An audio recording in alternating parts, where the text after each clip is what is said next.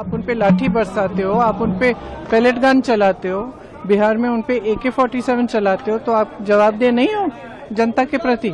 तो हम चुप बैठे हैं बस, आप लोगों की तरह, जिस तरह से आप चुप बैठते हैं हम भी चुप बैठे हैं, ये चाहते हैं हम।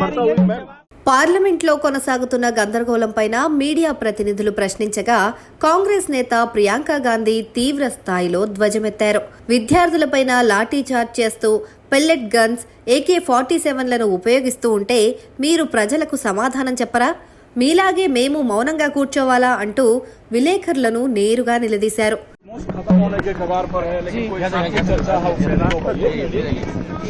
तो सवाल क्या है आपका? सवाल ये है कि रिस्पॉन्सिबल कौन है इसके लिए, सरकार? आप बताइए, आप क्या सोचते हैं कौन रिस्पॉन्सिबल है इसके लिए?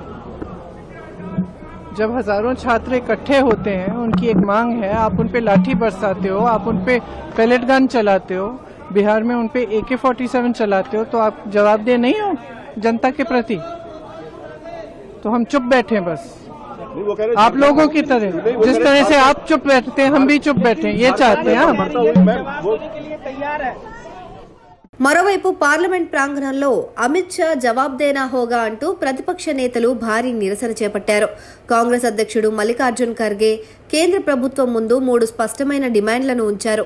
విద్యార్థులపైన లాఠీచార్జ్, ఫైరింగ్ కు ఆదేశాలు ఇచ్చింది ఎవరో హోంమంత్రి అమిత్ షా పార్లమెంట్ కు వచ్చి సమాధానం చెప్పాలి.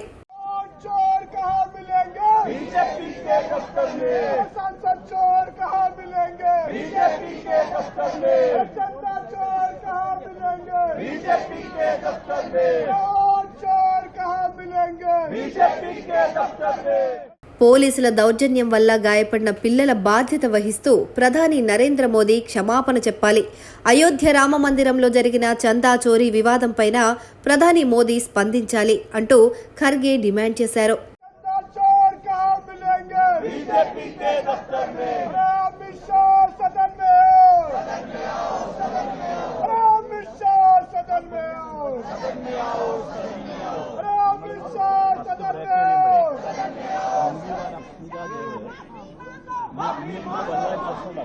విద్యార్థులపైన పోలీసుల దౌర్జన్యం, రామమందిర విరాళాల వివాదంపైన కేంద్ర ప్రభుత్వం స్పందించే వరకు తమ ఈ పోరాటం ఆగదని ప్రతిపక్షాలు స్పష్టం చేశాయి.